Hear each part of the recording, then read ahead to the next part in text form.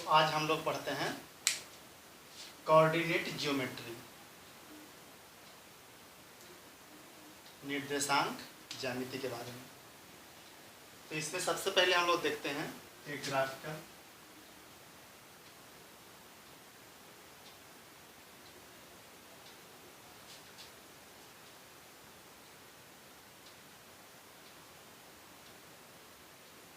यह जो रेखा है, जो ऊर्ध्वाधर रेखा है, इसे हम बाई अक्ष कहते हैं।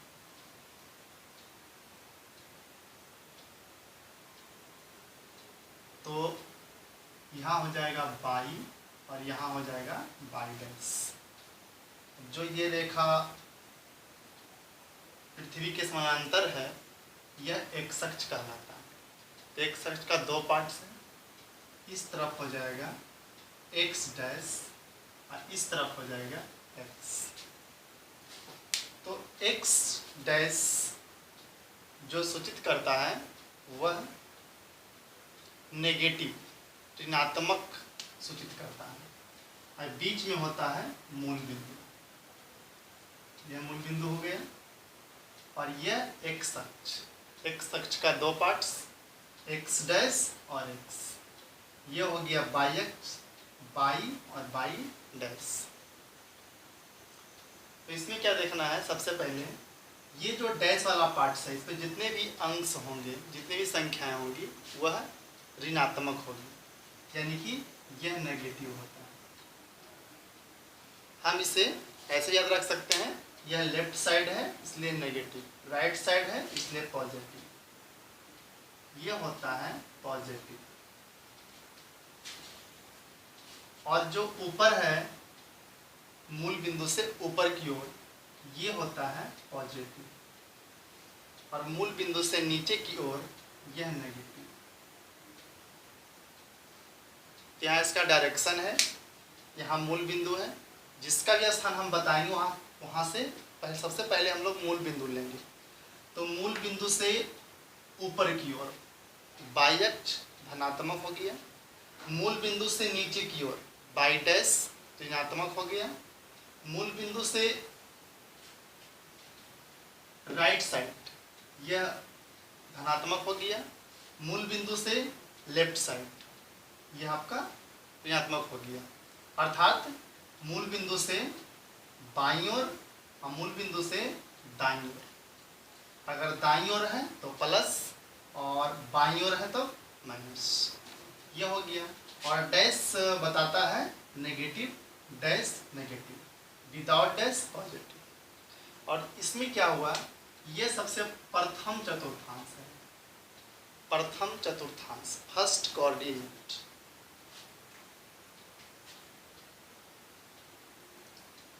यह द्वितीय चतुर्थांश और यह तृतीय चतुर्थांश और ये चतुर्थ चतुर्थांश। हमने यहां से एक स्टार्ट किया और घड़ी के घूमने की विपरीत साइड यानी एंटी क्लॉक, घड़ी जो घूमता है, अगर घड़ी घूमना है, ये मान लेते हैं घड़ी का सुई है, इधर ए है इधर बी है, तो घड़ी का जो सुई है वह बी की ओर घूमेगा। लेकिन कोऑर्डिनेट जो होता है वह एंटी क्लॉक, घड़ी के घूमने की विपरीत साइड। तो हम यहाँ एक दिए हैं, इसका विपरीत ये होता चल जाएगा, 1 2 3 4। अब इसे हमें देखना है कि सबसे पहले जब भी लिखते हैं तो x को लिखते हैं। किसी भी चतुर्थांश में हो, पहले x लिखेंगे फिर y लिखेंगे। दूसरा भी रहेगा तो पहले x लिखेंगे फिर y लिखेंगे। तीसरा भी रहेगा तो पहले x लिखेंगे फिर y लिखेंगे। चौथा भी पहले x लिखेंगे फिर y लिखेंगे। हर स्थिति में सबसे पहले x लिखाता है और उसके बाद y लिखाता है। x निर्देशांक और y निर्देशांक। अब यहाँ पर देखना है, x को भुज कहा जाता है, अब y को कोटि कहा जाता है। ये भी आपको याद रखना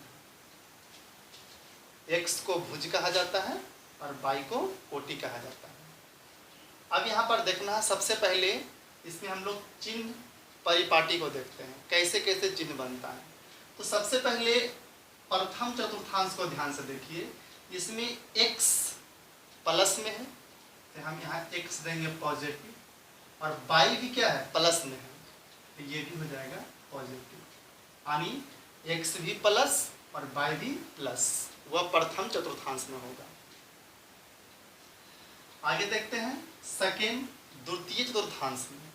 दूसरा में क्या देख रहे हैं कि सबसे पहले x लिखा था, हमेशा तो रखना है सबसे पहले x, तो x का चिन्ह क्या है नेगेटिव है तो माइनस हो जाएगा, और y का क्या है पॉजिटिव है तो प्लस हो जाएगा। इस तरह से तीसरा चतुर्थांश देखते हैं। तीसरा में देखिए x अक्ष नेगेटिव है और y क्या है भी नेगेटिव है, इसलिए x भी नेगेटिव यानी ऋणात्मक और y भी ऋणात्मक। चौथा में क्या देख रहे हैं चतुर्थ पाद भी बोलते हैं, चतुर्थांश भी बोलते हैं, और फोर्थ कोऑर्डिनेट भी बोलते हैं। सब बातें कही हैं। यह प्रथम चतुर्थांश, यह द्वितीय चतुर्थांश, यह तृतीय चतुर्थांश, यह चतुर्थ चतुर्थांश। यहाँ देखिए इसमें देखना है पहले x, तो ये जो चौथा चतुर्थांश है उसमें देखिए x का चिन्ह क्या है प्लस है और y का चिन्ह क्या है माइनस। तो इस तरह से हम लोग क्वेश्चन को देख करके कि अगर x का भी और y का भी दोनों प्लस रहेगा तो वह प्रथम चतुर्थांश में होगा। इसमें अगर x माइनस है और y प्लस है तो द्वितीय चतुर्थांश में होगा। x का मान ऋणात्मक है और y का मान भी ऋणात्मक है तो वह होगा तृतीय चतुर्थांश में, और x का मान पहले प्लस है और फिर माइनस है तो होगा चतुर्थ चतुर्थांश में। यानी सिर्फ हम उसका अंक नहीं चिन्ह देख के बता सकते हैं कि किस चतुर्थांश का प्रश्न है। जैसे यहाँ पर देखिए 3,4, यहाँ पर 3 का चिन्ह क्या है पॉजिटिव है और 4 का चिन्ह क्या है पॉजिटिव है, इसलिए यह प्रथम चतुर्थांश में होगा। ठीक है, और इस तरह से अगर यहाँ पर हम माइनस दे दें इस तरह से तो देखना है कि माइनस पहले चिन्ह माइनस है और इसके आगे चिन्ह प्लस है, जब कुछ नहीं तो प्लस, तो माइनस प्लस पहले माइनस फिर प्लस यानी कि द्वितीय चतुर्थांश में। इस तरह से अगर -4 -6 चतुर्थांश पता करने में अंक वैल्यू नहीं रखता है, मेन इसका चिन्ह वैल्यू रखता है। तो चिन्ह देखिए नेगेटिव है, ये भी नेगेटिव है, यानी x भी नेगेटिव अर्थात तो भुज भी नेगेटिव और कोटि भी नेगेटिव। x को भुज बोलते हैं और y को कोटि बोलते हैं, इसलिए दोनों नेगेटिव, इसलिए कहाँ हो गया थर्ड यानी कि तीसरा चतुर्थांश में। इस तरह से हम चिन्ह दे करके बता सकते हैं कि प्रश्न किस चतुर्थांश में है। अब यहाँ देखना है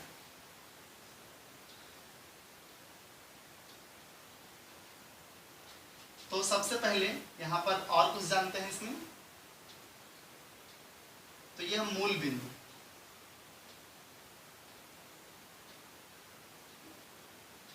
मूल बिंदु 0,0 होता है, मूल बिंदु 0,0 होता है।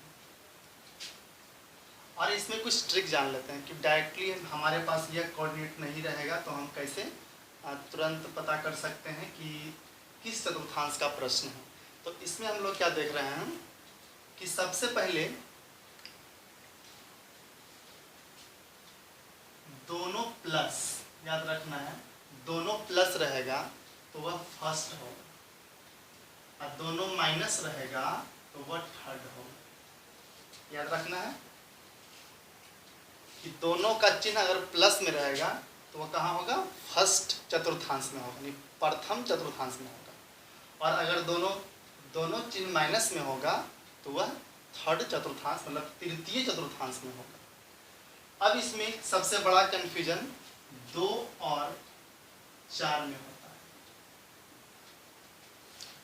ये तो समझ में आ गया, दोनों प्लस तो फर्स्ट और दोनों माइनस तो थर्ड, लेकिन दूसरा और चौथा इसमें थोड़ा सा कंफ्यूजन होता है। क्यों? सेकेंड में जो है पहले माइनस है फिर प्लस है, इसमें पहले प्लस है फिर माइनस है, इसमें थोड़ा सा कंफ्यूज एग्जाम में एकाएक क्वेश्चन आने पर कंफ्यूज दूसरा बताएं या चौथा बताएं, तो इस कंफ्यूजन को दूर कर लेना है। तो सबसे पहला आप समझ गए हैं कि दोनों प्लस रहेगा तो फर्स्ट में होगा और दोनों माइनस रहेगा तो थर्ड में होगा। बात रही दूसरा और चौथा का, ठीक है ना। तो इसमें क्या है कि सबसे पहले 2 और 4 में देखना है छोटा कौन है। छोटा 2, दूसरा चौथांश है कि चौथा, मतलब 2 छोटा अंक है कि 4 छोटा अंक है। तो अंक छोटा 2 है, तो 2 छोटा अंक है और 4 बड़ा अंक है। अब यहाँ पर एक क्वेश्चन है कि माइनस बड़ा होता है कि प्लस बड़ा होता है। तो प्लस बड़ा होता है और माइनस छोटा होता है। तो यहाँ पर क्या देखना है कि जब छोटा है तो माइनस है, बड़ा है तो प्लस है, ठीक है ना। तो अगर दूसरा चतुर्थांश में प्रश्न है तो माइनस से स्टार्ट होगा, ठीक है। और अगर चौथा में प्रश्न है तो वह प्लस से स्टार्ट होगा। अर्थात हम इसको ऐसे याद रख सकते हैं कि अगर प्लस से स्टार्ट हुआ है तो बड़ा, क्योंकि हमें कन्फ्यूजन 2 और 4 में है। तो 2 और 4 में कन्फ्यूजन है, तो अगर प्लस है, प्लस से स्टार्ट हुआ है तो चौथा में हो गया, और माइनस से स्टार्ट हुआ है तो दूसरा में हो गया। इस तरह से याद रखना है कि 2 छोटा होता है, माइनस छोटा होता है, 4 बड़ा है और प्लस बड़ा होता है।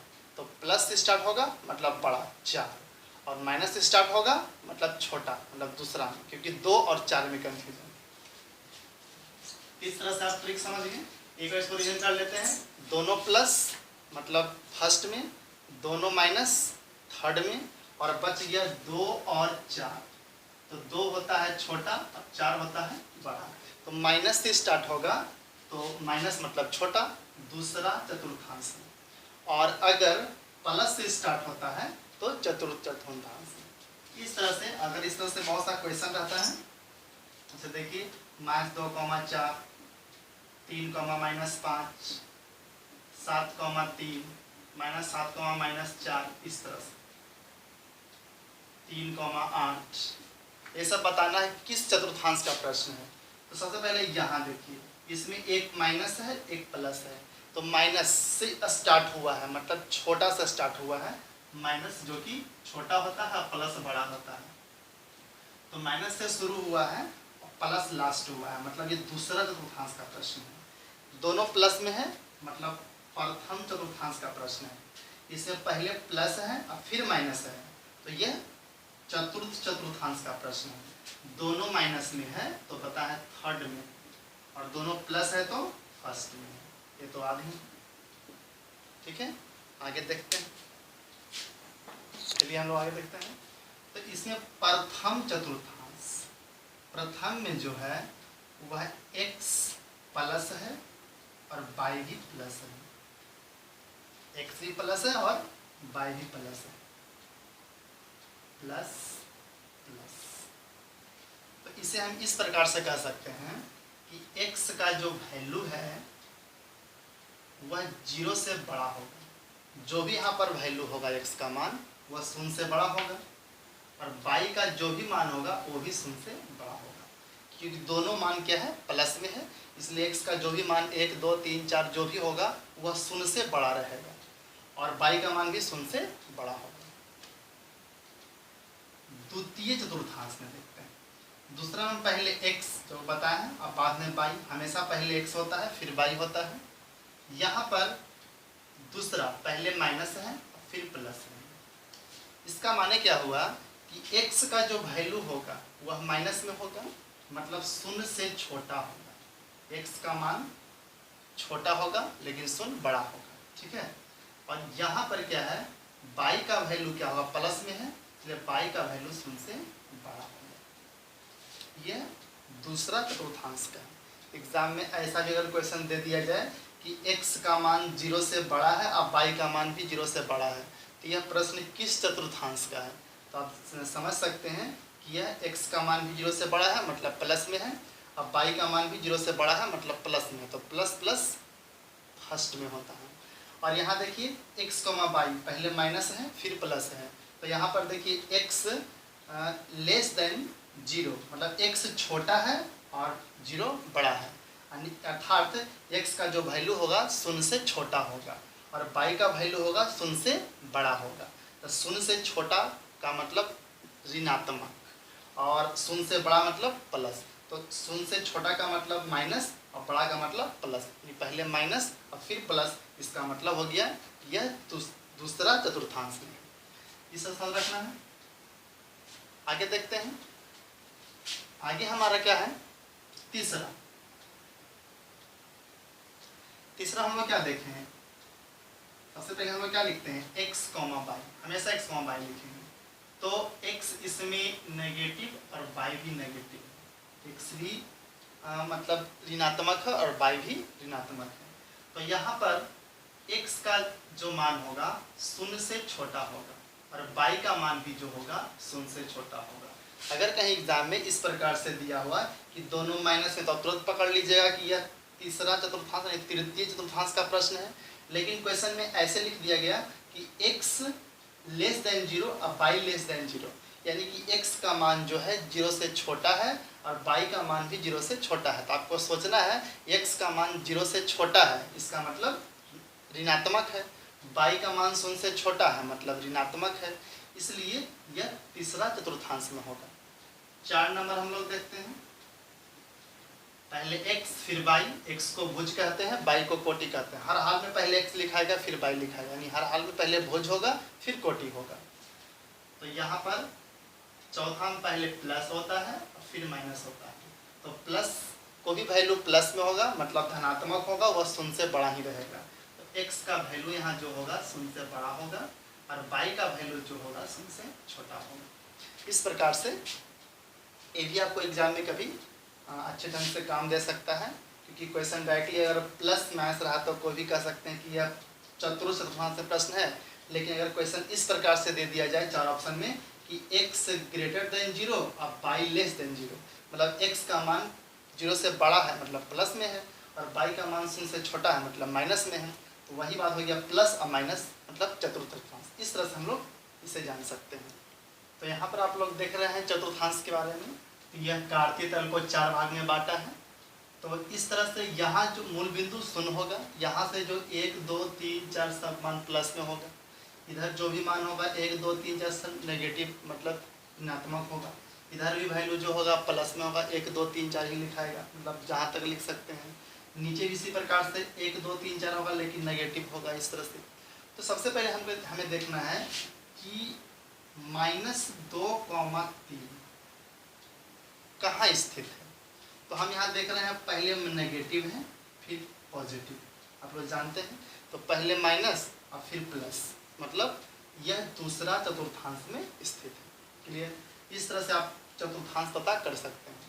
अब यहाँ पर क्वेश्चन आ गया 0, 0 कहाँ स्थित है। तो 0, 0 मूल बिंदु पर स्थित होता है, 0, 0 मूल बिंदु पर स्थित होता है। तीसरा क्वेश्चन इसमें आएगा 3, 0 की स्थिति बताएं। 3, 0, तो 3, 0 यह चतुर्थांश में नहीं होगा। क्यों? क्योंकि यह x का मान 3 है, अब y का मान 0 है। तो y का मान 0 मतलब मूल बिंदु पर रहेगा और x का मान 3 मतलब प्लस में। तो प्लस के मतलब इस ओर, तो इसका स्थिति बताना है। तो यहाँ पर हम कुछ पॉइंट्स लिख देते हैं, इसे समझ में आ जाए। जैसे x, 0 इसकी स्थिति, तो x, 0 x का वैल्यू 1 2 3 4 5 6 कुछ भी रहेगा, ठीक है, प्लस में वैल्यू, क्योंकि यहाँ पर x प्लस में है। तो इसकी स्थिति क्या है, तो x प्लस में, y का मान 0 है, y पर स्थित नहीं है, सिर्फ x अक्ष पर है। इसे हम किसी चतुर्थांश में नहीं कह सकते हैं, यह x अक्ष पर स्थित है। हमें लिखेंगे x अक्ष पर।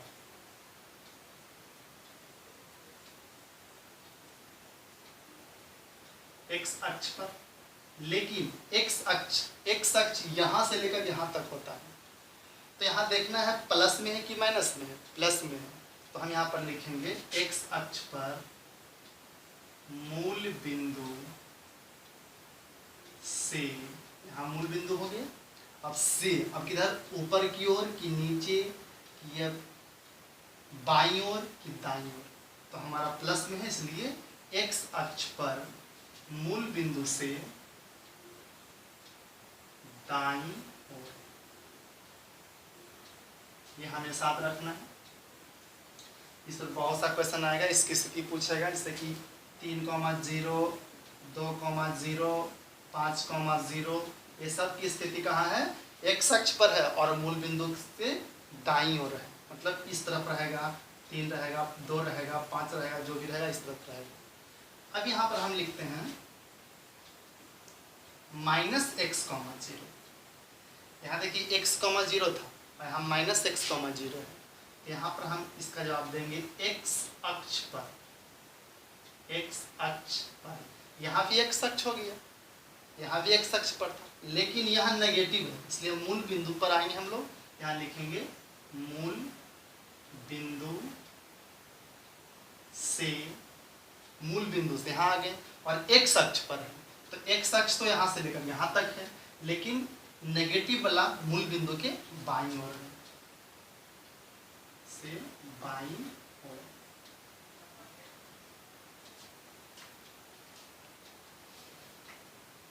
अब यहां देखते हैं आगे 0,y, यहां देखिए यहाँ 0,y स्थित है, तो 0,y, तो यह x अक्ष अर्थात x को भुज बोलते हैं, y को कोटि बोलते हैं। x का मान 0 है, मतलब यहाँ पर स्थित कहीं स्थित किसी अक्ष पर नहीं जाएगा। y है तो y अक्ष पर है, तो y का मान कुछ भी, यहाँ तो y एक चर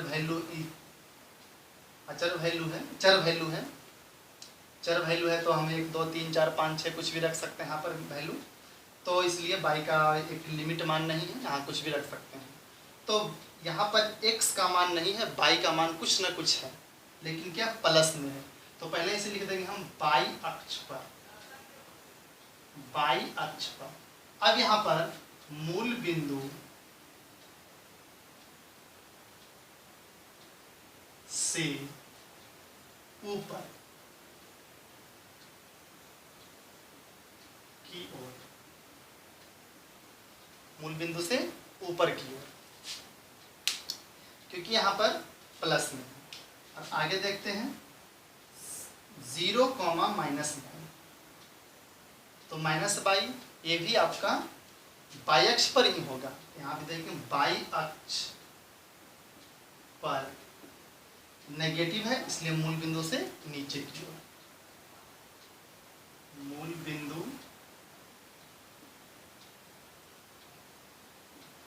से नीचे की ओर।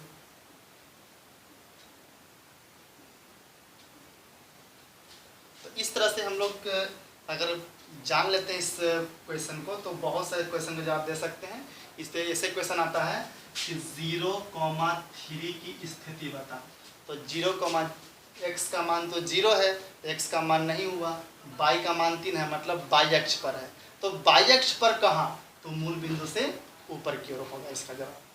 अब यहाँ पर 0,-3 है, तो यहाँ पर इसका आंसर क्या होगा, तो मूल बिंदु, ये तो y अक्ष पर है लेकिन मूल बिंदु से नीचे की ओर है, इसकी स्थिति बताना है।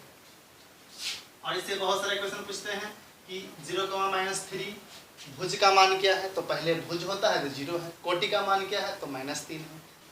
यहाँ से क्वेश्चन पूछता है कि x अक्ष से किसी बिंदु की दूरी, तो कहने का अर्थ हो गया x अक्ष से दूरी y नियामक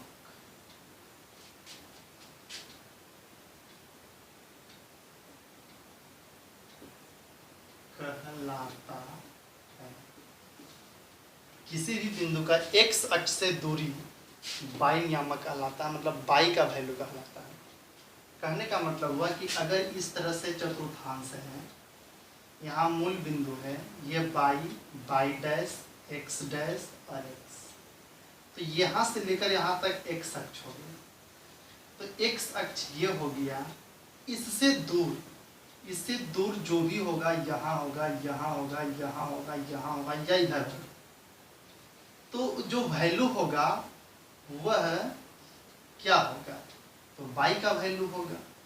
तो x अक्ष से जितना दूर रहेगा वो किसका मान होगा, y नियामक या y का वैल्यू रहेगा। और इसी प्रकार से अगर बाई अक्ष से दूरी, बाई अक्ष से दूरी क्या कहलाएगा? एक्स नियामक कहलाएगा, यानी एक्स का वैल्यू कहलाएगा, एक्स नियामक कहलाता है। ये बहुत इंपॉर्टेंट सब पॉइंट्स है, इससे क्वेश्चन पूछा गया है कि एक्स अक्ष से दूरी कहलाता है।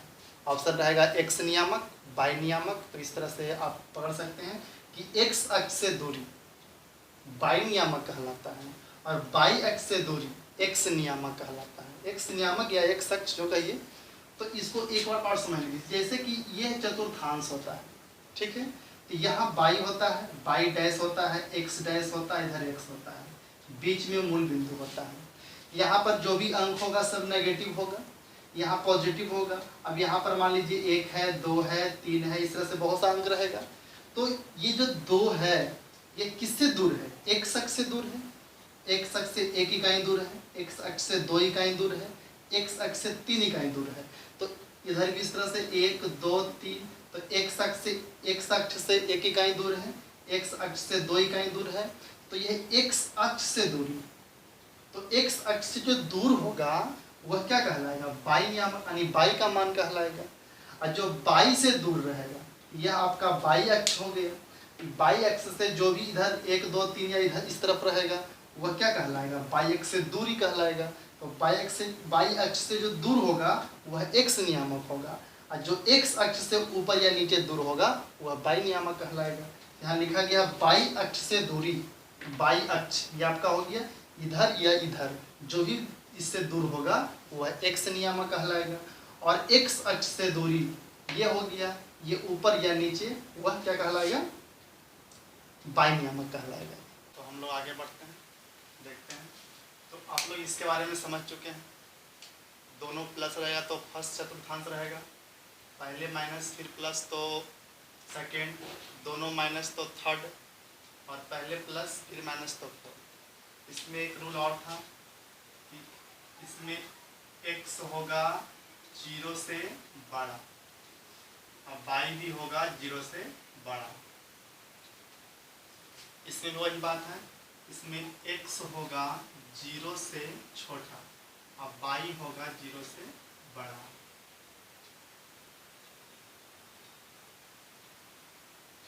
यह पहले देख चुके हैं। इसमें भी उसी प्रकार से x होगा 0 से छोटा और y भी होगा 0 से छोटा। इसमें x होगा 0 से बड़ा और y होगा 0 से, x होगा 0 से बड़ा और y होगा 0 से छोटा। अब इसमें एक टॉपिक हम लोग का क्या देखना है, अक्ष का परावर्तन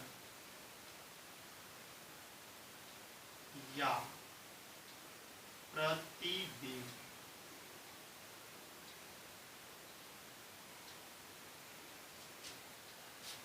एक्स का परावर्तन या प्रतिबिंब।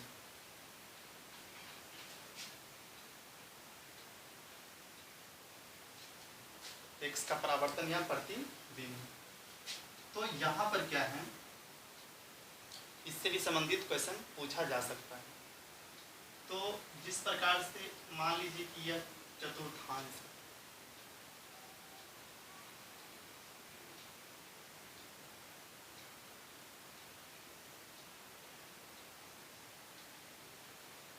यह बाई है, बाई डैश होता है, एक्स डैश होता है और यह एक्स होता है। तो इसमें क्या देखना है, जैसे कि x, y यहाँ पर, इसका प्रतिबिंब या परावर्तन, दोनों बात बराबर है। प्रतिबिंब, प्रतिबिंब बोले या परावर्तन बोले, बात इक्वल है। तो x, y का प्रतिबिंब, लेकिन किस में? x अक्ष में या y अक्ष में, ये हमेशा ध्यान देना है। तो x, y का प्रतिबिंब क्या होगा, पहले हम जानते हैं x अक्ष में। तो x, y का प्रतिबिंब एक्स अक्ष में, एक्स कॉमा वाई का प्रतिबिंब एक्स अक्ष में देखते हैं।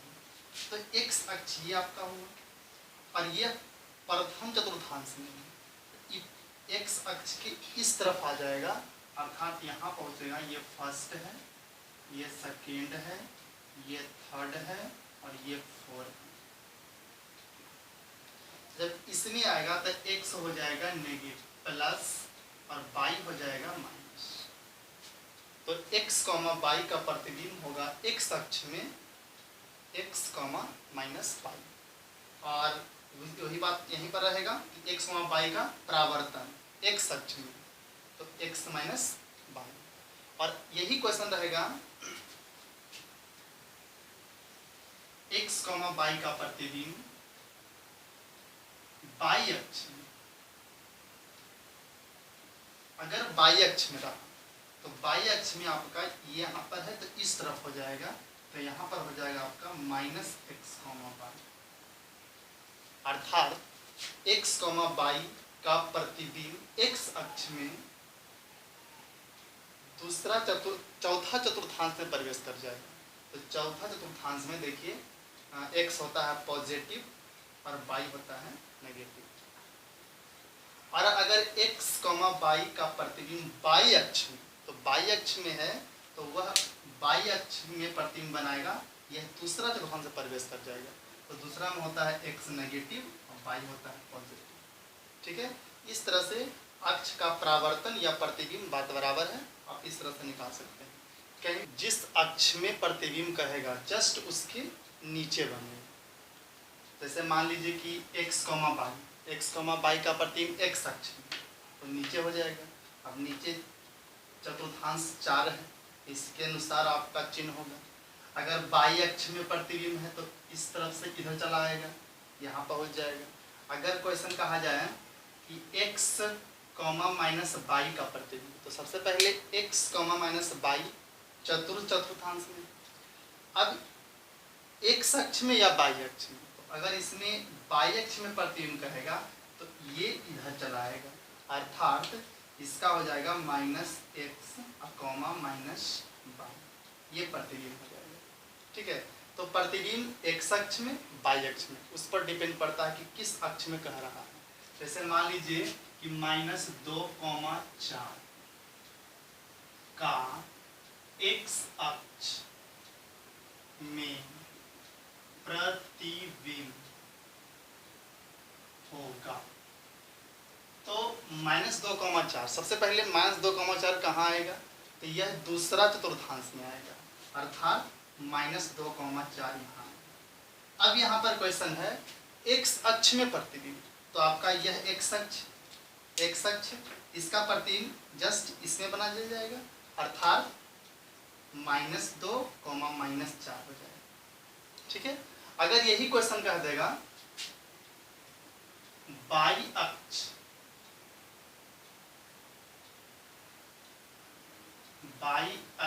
में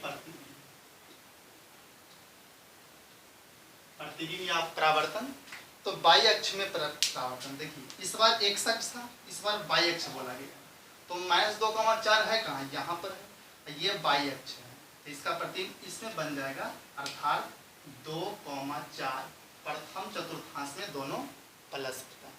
इस तरह से हम प्रतिबिंब के बारे में या परावर्तन के बारे में जान सकते हैं। और आगे हम इस चैप्टर से संबंधित कुछ बेसिक क्वेश्चन सॉल्व करेंगे। प्रथम क्वेश्चन का जवाब आप कमेंट बॉक्स में दीजिए। क्वेश्चन है एक बिंदु का भुज धनात्मक हो, तो इनमें से कौन सा आंसर सही है। तो सबसे पहले यहाँ पर देखना आप लोग को है कि x, y, x को कहते हैं भुज और y को कहते हैं कोटि।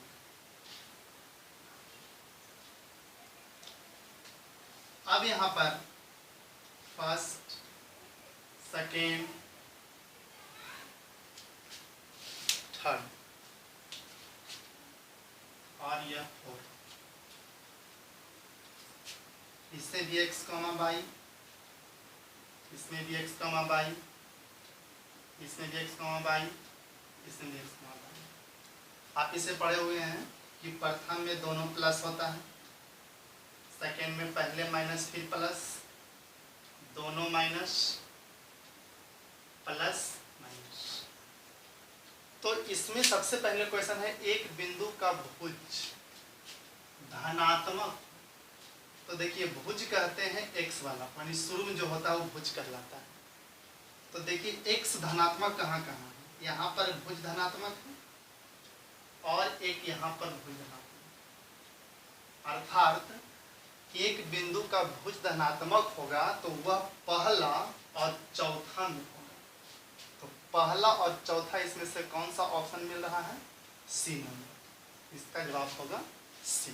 सेकेंड नंबर का जवाब दीजिए जल्दी से कमेंट बॉक्स में।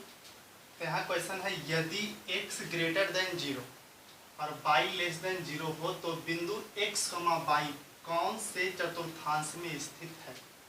तो सबसे पहले आप यहाँ देखिए, यहाँ पर लिखा हुआ है x ग्रेटर देन 0, x का जो वैल्यू है वह शून्य से बड़ा है, तो शून्य से बड़ा कब हो, जो भी मान होगा वह पॉजिटिव होगा, प्लस में वैल्यू होगा। और यहाँ पर y लेस देन 0 कह रहा है, अर्थात y का जो वैल्यू है वह शून्य से छोटा है, मतलब नेगेटिव, अर्थात इसमें x हुआ प्लस और y हुआ माइनस। तो प्लस और माइनस जानते हैं किस चतुर्थांश में पड़ता है, तो यह चतुर्थ चतुर्थांश में पड़ता है, अतः आंसर नंबर 20 का सही जवाब है। तीसरा देखिए, निम्नलिखित में कौन सा बिंदु x अक्ष की ऋणात्मक दिशा में स्थित है। तो सबसे पहले x अक्ष कह रहा है, तो जब भी x अक्ष रहेगा तो x का मान तो होगा लेकिन y का मान 0 होगा, ये हमें याद रखना है। अगर कहीं पर y अक्ष कहता है तो y का मान तो होगा लेकिन x अक्ष 0 होगा, और हर हाल में पहले x अक्ष लिखाता है और फिर y अक्ष लिखाता है। तो यहाँ पर क्वेश्चन है x अक्ष की ऋणात्मक दिशा में स्थित है, तो पहले x अक्ष कौन होगा, जिसका y का मान 0 होगा और x का मान कुछ ना कुछ होगा। तो इसमें देखिए सबसे पहले जिसका y का मान 0 है और x ऋणात्मक मतलब माइनस होगा, जिसे आप समझते हैं कि इस तरह से बनता है, ये y डैश x डैश और x, यह मूल बिंदु होता है। तो x अक्ष पर इधर, ठीक है, और ऋणात्मक दिशा में स्थित हो, इसमें आंसर कौन होगा, जिसका y का मान 0 हो और x का मान नेगेटिव हो, अर्थात आंसर नंबर ए, इसका सही जवाब होगा। क्वेश्चन नंबर 4 का जवाब जल्दी से कमेंट बॉक्स में दीजिए। यहाँ क्वेश्चन है यदि बिंदु A 3 × 3, A-3 दिया हुआ है, x अक्ष पर स्थित, तो A का मान होगा। यहाँ जो प्रश्न है वह x अक्ष पर स्थित है, तो आपको पता होना चाहिए कि जो भी x अक्ष पर स्थित रहता है उसका y का मान 0 होता है। जो x अक्ष पर रहेगा उसका y का मान 0 होगा। तो प्रश्न में कहता है ये जो बिंदु A है वह x अक्ष पर स्थित है, ये जो बिंदु है x अक्ष पर स्थित है, तो A का मान पूछा गया है। तो आपको समझ में आ रहा होगा कि जब x अक्ष पर रहेगा तो y का मान 0 होगा, अर्थात y के स्थान पर, अर्थात A-3 के स्थान पर बराबर 0, तो A गया उस तरफ, तो 0 + 3, इसलिए A 3 जवाब हो गया, ऑप्शन नंबर सी होगा इसका। क्वेश्चन का जवाब जल्दी से कमेंट बॉक्स में दीजिए। क्वेश्चन है बिंदु -3, -6 का y अक्ष में परावर्तन होगा, परावर्तन कहें या प्रतिबिंब कहें, बात बराबर होगा। तो पहले समझिए, इस तरह से कार्तीय तल होता है, ये होता है y डैश x डैश और x, और -3, -6 दोनों माइनस में है, इसका मतलब ये तीसरा चतुर्थांश में है, -3, -6, ये हो गया। अब इसका परावर्तन निकालना है पाई अक्ष में, तो ये आपका y अक्ष हुआ, ठीक है, तो इसमें है तो जस्ट इसके सामने, प्रतिबिंब हमेशा सामने बनता है। तो यहाँ पर अगर कहता है x अक्ष में तो इसके सामने x अक्ष के उस तरफ बनता, लेकिन इसमें कहा है y अक्ष में तो y अक्ष के उस तरफ बनेगा। तो जिस अक्ष में कहेगा उसके जस्ट सामने प्रतिबिंब बन जाएगा, तो y अक्ष में इसका प्रतिबिंब इसके सामने बन जाएगा चौथा चतुर्थांश में। तो चौथा चतुर्थांश में जब ये स्टेप जाएगा तो कैसा बन जाएगा, तो 3 हो जाएगा प्लस और 6 हो जाएगा माइनस, अर्थात 3 -6 ऑप्शन नंबर इसका सी सही जवाब है। अर्थात -3 -6 का परावर्तन होगा 3 -6, अर्थात इसका प्रतिबिंब इसमें जाके बन जाएगा। नंबर 6, इसका ऑप्शन नहीं दिया गया है, ये बहुत ही अच्छा क्वेश्चन है। तो इसमें देखिए क्या कहता है, बिंदु P2,4 का x अक्ष और y अक्ष में परावर्तन को मिलाने से कौन सा त्रिभुज का निर्माण होता है। तो ध्यान से देखिए, ये ऑब्जेक्टिव क्वेश्चन है, अगर आप जान जाएंगे तो तुरंत जवाब दे सकते हैं। ये y dash x dash x, ये मूल बिंदु होता है। यहाँ पर 1 2 3 4 और दे सकते हैं, इधर भी 1 2 3 4। यहाँ पर 2,4 है, x का मान 2 है और y का मान 4 है, मतलब यहाँ पर ये आपका P होगा। और प्रश्न कहता है कि x अक्ष और y अक्ष में परावर्तन, तो इसका x अक्ष में परावर्तन इधर बन जाएगा, अर्थात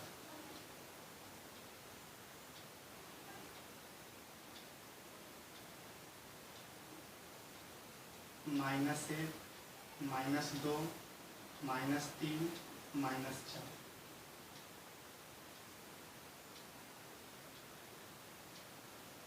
यहाँ पर हो जाएगा चतुर्थांश, अर्थात 2 -4 और y अक्ष में प्रतिबिंब -1 -2 -3 -4।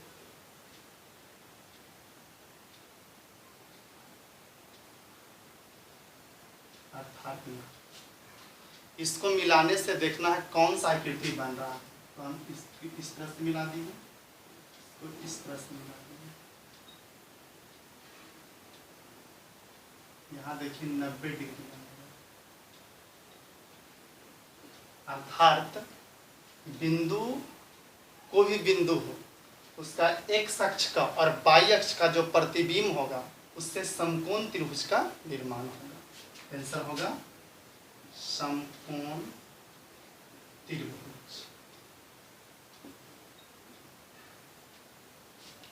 क्वेश्चन देखते हैं, किसी बिंदु की y अक्ष से दूरी उस बिंदु का कहलाता है। तो सबसे पहले बताया जा चुका है y dash x dash x। तो y अक्ष से दूरी, y अक्ष से दूरी जो भी होगा वह x नियामक होगा। यहाँ से जो भी दूर होगा वह x नियामक, x निर्देशांक, x अक्ष या भुज, क्योंकि x को हम x निर्देशांक कहते हैं, भुज भी कहते हैं, x अक्ष भी कहते हैं। इसका आंसर होगा x निर्देशांक।